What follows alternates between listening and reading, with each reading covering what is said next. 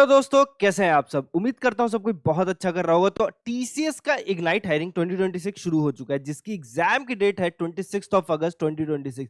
तो अब ये एग्जाम से पहले आपको तैयारी करनी पड़ेगी, इसमें सिलेबस जानना पड़ेगा आपको सही से, क्योंकि थोड़े से चेंजेस हुए हैं सिलेबस के अंदर। पैटर्न हल्का सा चेंज हुआ है। तो ये वीडियो एंड तक देखिएगा, उस सिलेबस को समझिए और उसके अकॉर्डिंग तैयारी कीजिए और ये एग्जाम निकाल के टीसीएस में एक अच्छा करियर बनाइए। बाकी चैनल पे नए हो सब्सक्राइब करो, बेल आइकन दबा के रखो, क्योंकि ये चैनल आपके लिए बना है, आपकी ग्रोथ के लिए बना है। तो चैनल पे जो भी कंटेंट आता है उसको जरूर देखा करो, वो आपको अपडेट करता रहेगा हर चीज के बारे में। बाकी कमेंट सेक्शन ओपन है, कोई क्वेरी हो तो हमसे जरूर पूछा कीजिएगा। डायरेक्टली मैं आपको सब कुछ शुरुआत से बताऊंगा, ठीक है। तो डायरेक्टली चलते हैं, सब कुछ जानते हैं।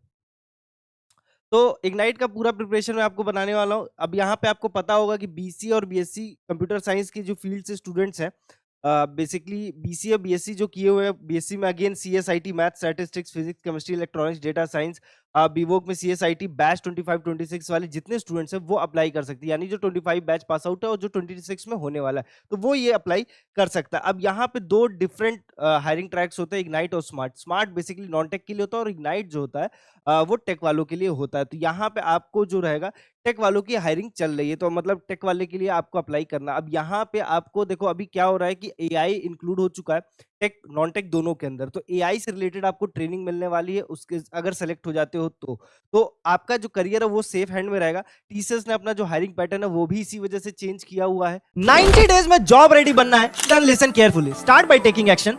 डेमो क्लास ज्वाइन करो, लिंक कमेंट सेक्शन पे है, and then decide for yourself. क्योंकि स्किल परखो एक कंप्लीट प्लेटफॉर्म है जो आपको जीरो से जॉब ऑफर तक लेके जाता है, और ऑलरेडी 100+ स्टूडेंट प्लेस्ड हो चुके हैं। चाहे आप ग्रेजुएट हो, करियर गैप हो, या फिर करियर आईटी के अंदर स्विच करना चाहते हैं, स्किल परखो सबके लिए डिजाइन किया गया है।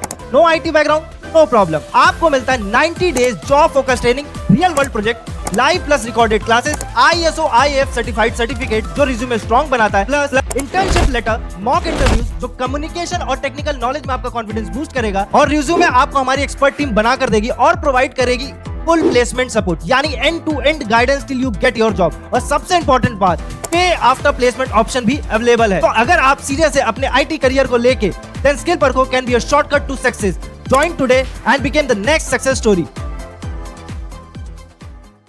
वो उसका जो ट्रेनिंग पैटर्न है वो ऑलरेडी एआई के ऊपर ड्राइव कर रहा है। तो एआई से रिलेटेड जितने कोर्स हैं, सर्टिफिकेट्स हैं, आप करो तो बेहतर है। बाकी आपको इस ट्रेनिंग के दौरान आपको बहुत कुछ यहाँ पे सीखने को मिल जाने वाला है, तो टेंशन नहीं लेना, ठीक है। तो यहाँ पे आपको एक चीज समझ लो, क्या इवन अगर आप नॉन टेक बैकग्राउंड से हो तो भी आपको एआई को समझना पड़ेगा। टेक वालों को तो एआई मैंडेटरी है, ठीक है। तो यहाँ पे आपको software development fundamental, software testing practices, project management basics, hands on cloud, AI exposure, ये सारी चीजें मिलने वाली, साथ में स्टाइपेंड मिलेगा, और ट्रेनिंग कंप्लीट होने के बाद एक आपको परमानेंट जॉब मिल जाएगी। अब यहाँ पे जो पूरा सेक्शन है ये समझना बहुत जरूरी है। टीसीएस का जो हायरिंग क्वेश्चंस होते हैं या जो पैटर्न है वो देखो 4 सेक्शन में डिवाइडेड होता है। बेसिकली आपका न्यूमेरिकल होता है, वर्बल होता है, रीजनिंग होता है, और एक कोडिंग सेक्शन होता है। अब ये जो पहले होता था कि कोडिंग सेक्शन जो था वो स्पेसिफिकली आपके ऑप्शन पे रहता था। अगर आप कोडिंग नहीं अटेम्प्ट करते तो आप स्मार्ट के लिए सेलेक्ट हो जाते थे, बट कोडिंग अटेम्प्ट कर रहे हो, सही करते हो, तो फिर आप इग्नाइट के लिए चले जाते हो। तो ये ऑप्शन रहता था। अगेन जो क्वेश्चंस आते थे आपको 51 क्वेश्चंस पूछे जाते थे, ठीक है। अभी ये पूरा चेंज होगा, ठीक है। यहाँ पे आपको देखने को मिल सकता है नंबर ऑफ क्वेश्चंस इंक्रीज, और ये अभी सेट पैटर्न में नहीं बताया गया है कि कितने नंबर ऑफ क्वेश्चंस किस सेक्शन से आने वाले हैं, तो वो डिफर कर सकता है। बट यहाँ पे आपको कोडिंग क्वेश्चंस को अटेम्प्ट करने के ऊपर भी ध्यान देना चाहिए। बेसिक फैमिलियरिटी जरूर कोडिंग से बनाइए। यहाँ पे आपको एआई से रिलेटेड कुछ चीजें सवाल पूछे जा सकते हैं। सेम टाइप पे न्यूमेरिकल एबिलिटी, वर्बल एबिलिटी और रीजनिंग एबिलिटी में भी डिफरेंस चेकआउट किया जा सकता है। अगेन जैसे रीजनिंग की बात कर रहा हूँ, तो रीजनिंग में आपकी जो लॉजिकल थिंकिंग है उसको टेस्ट किया जाएगा एक हाई लेवल पे, क्योंकि अभी एआई ड्रिवन चीजें होने वाली, तो आपकी जो क्रिटिकल थिंकिंग माइंड है उसको जरूर चेकआउट किया जाएगा। ये चीज जरूर ध्यान रखिएगा। Advance quant plus reasoning checkout होगी, ठीक है, जो कि एडवांस सेक्शन में पूछा जाएगा, और कोडिंग अनाउंस में 2 to 3 क्वेश्चंस पूछे जाते हैं जो पहले से, और वो मेरे को लगता है कि इतना ही रहेगा, तो ये चेंजेस नहीं होने वाला है। जो कोडिंग के क्वेश्चन वो सी प्लस प्लस, जावा, पाइथन, पर्ल से रहने वाले, किसी एक लैंग्वेज से आएगा। बेसिकली यहाँ पे पाइथन, जावा और सी प्लस प्लस रहता है। बेसिक सी से भी आता है। पर्ल बहुत रेयर क्वेश्चन पूछे जाते हैं, बट पूछा जरूर जाता है, ठीक है। तो बेसिक फैमिलियरिटी जरूर बनाना है। अब आपको जो कंप्लीट सिलेबस की मैं बात करूं, अगर न्यूमेरिकल एबिलिटी में जो सवाल पूछे जाते हैं और जो आपको तैयार करना चाहिए, तो basically percentage ratio, time speed distance पे questions, time and work, profit loss averages, number series and data interpretation, verbal ability पे reading comprehension, grammar, sentences correction, synonyms, antonyms, formal versus informal language, para jumbles, reasoning ability में coding, decoding, blood relation, directions, seating arrangement, syllogism, puzzles, number and symbol patterns, coding section में array, strings, link list, trees and graphs, loops, recursion and logic building, scenario based programming, coding optimisation, ये सारी चीजें रहने वाले हैं। और साथ में मैं ये कहूंगा कि अगर आप रिसेंटली ग्रेजुएट हो और आपने कभी सर्टिफिकेशंस लेके रखे हैं, कोई डिफरेंट सर्टिफिकेशंस लेके रखे हैं, और आपका जो ग्रेजुएशन हो या चाहे पोस्ट ग्रेजुएशन हो, आप जॉब सर्च कर रहे हो, आपको मिल नहीं पा रहा आपके स्किल सेट के अकॉर्डिंग, आपके फील्ड ऑफ ग्रेजुएशन के अकॉर्डिंग, पोस्ट ग्रेजुएशन के अकॉर्डिंग, तो आपके लिए एक फॉर्म मैंने बना के रखा है जो कि कमेंट सेक्शन में पिंड है या फिर डिस्क्रिप्शन के टॉप पे मिल जाएगा। उस फॉर्म को जरूर फिल आउट कीजिएगा। उससे मैं आपको डायरेक्टली जॉब्स फिल्टर आउट करके भेज पाऊंगा मेल के थ्रू, जिसमें आपको वही जॉब्स आपके पास पहुंचेंगी जो आपके लिए बेस्ट होगा, जो आपके लिए रिलेवेंट रहेगा। तो उससे आपके चांसेस हाई रहेंगे सिलेक्शन के। तो ये चीज जरूर ध्यान रखिएगा। उस फॉर्म को जरूर फिल आउट कीजिएगा, फॉर्म को शेयर कीजिएगा अपने दोस्तों तक, ताकि वो भी उस फॉर्म को फिल आउट करके अच्छे जॉब्स पे अप्लाई कर सके अपने स्किल सेट्स के अकॉर्डिंग। तो ये चीज था, ठीक है, कि जनरल इन्फॉर्मेशन। और ये तो पूरा आपका सिलेबस था। अब यहाँ पे एक चीज याद रखिएगा कि आपको प्रिपेयर कैसे करना है। अभी समय है 26 अगस्त को, अभी जुलाई चल रहा है, तो एक लगभग लगभग पूरा एक महीना प्लस है, 1.5 महीना है। तो कैसे प्रिपेयर करना है आपको, तो वीक 1 में फाउंडेशन बिल्ड कर लेना, जिसमें न्यूमेरिकल रीजनिंग, जिसमें कि pick one coding language, get comfortable with syntax, ये प्रोसेस में लेते आना अपने माइंड को रीड आउट कराने के लिए।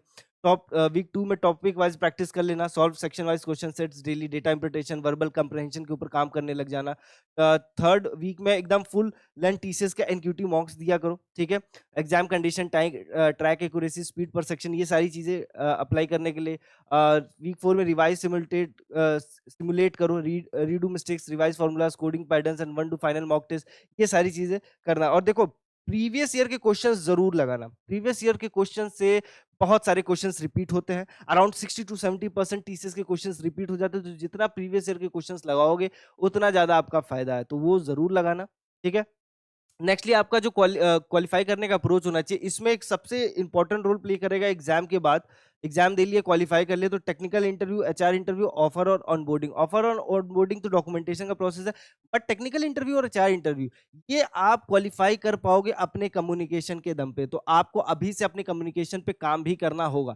कम्युनिकेशन को कैसे इंप्रूव करते हैं, क्या क्या आप एक्टिविटीज करो जिससे आपका कम्युनिकेशन इंप्रूव हो, क्या आपका अप्रोच होना चाहिए इंटरव्यू के अंदर, इंटरव्यू कैसे दिया जाता है, इंटरव्यू का माइंडसेट कैसे समझना है, उसके ऊपर डेडिकेटेड वीडियोस बनी है, प्लेलिस्ट बनी है, उसको जाके जरूर चेकआउट किया करो। वो आपके लिए, आपका बहुत फायदा हो जाएगा उससे।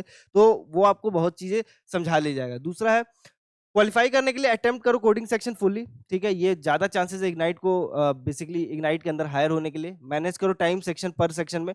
टाइम के ऊपर जरूर ध्यान रखना कि ऐसा ना हो कि एक क्वेश्चन करते ही चलेगा, टाइमली उसको कर लेना। Attempt every question, keep documents and Aadhaar details 100% accurate eight registration. तो ये बेसिक चीज है। क्या चीज आपको नहीं करनी चाहिए, applying late, skipping the coding section, ignoring the statistics, DI topics, reading full passages instead of skimming for answer. तो ये सारी चीजें हैं बेसिक, इसके ऊपर आप काम कर लोगे तो आपका सिलेक्शन हो जाएगा। बाकी कमेंट सेक्शन ओपन है, कोई क्वेरी हो, कैसा भी क्वेरी हो, आप हमसे जरूर पूछे, ताकि मैं आपको उसका टाइमली सोल्यूशन प्रोवाइड कर सकूं। वीडियो कैसा लगा कमेंट करके जरूर बताइएगा। वीडियो को लाइक शेयर करना मत भूलिएगा अपने दोस्तों तक, ठीक है। मिलते हैं नेक्स्ट जॉब अपडेट में, तब तक के लिए ख्याल रखिए और सब्सक्राइब कर लीजिएगा। और हाँ, उस फॉर्म को फिल आउट करना मत भूलिएगा जो आपसे मैंने शुरुआत में बताया, ठीक है।